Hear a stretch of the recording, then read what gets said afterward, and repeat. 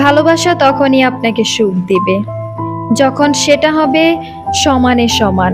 অর্থাৎ আপনি যাকে ভালোবাসেন তাকেও ঠিক একইভাবে আপনাকে ভালোবাসতে হবে।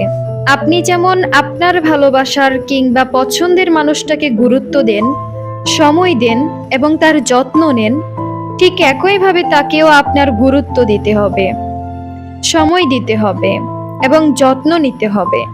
আপনি যতটা তার জন্য অকুলতা দেখান, ব্যাকুল হয়ে থাকেন, ঠিক একইভাবে তাকেও সাড়া দিতে হবে।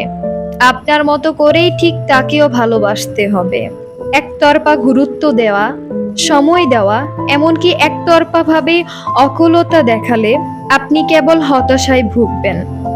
যে মানুষটার জন্য, তার সাথে কথা বলার জন্য, মানুষটার কাছ থেকে সময় পাওয়ার জন্য, মানুষটার থাকার জন্য আপনি সব সময় ব্যাকুল হয়ে থাকেন, তার সামান্য উদাসীনতা আপনাকে চরম যন্ত্রণা দেবে। ভালোবাসা ব্যাপারটা এমন, যেখানে পরস্পরের মধ্যে ভালোবাসার ব্যবধানে 19-20 হলেও সম্পর্কের অবনতি ঘটতে থাকে। আপনার অনুভূতি যার প্রতি বেশি কাজ করে, ঠিক সেই মানুষটা আপনাকে আপনার মতো করে ভালো না বাসলেও আপনার নিজেকে অসহায় মনে হবেই। ভালোবাসা মানুষকে ঠিক তখনই সুখী করে তোলে যখন ভালোবাসার মানুষ আপনার মতো করেই আপনাকে ভালোবাসে, আপনাকে বুঝতে পারে, পরস্পরের মনের বনিবনা এবং ভালোবাসা সমানে সমান হলেই কেবল ভালোবেসেই সুখ পায়।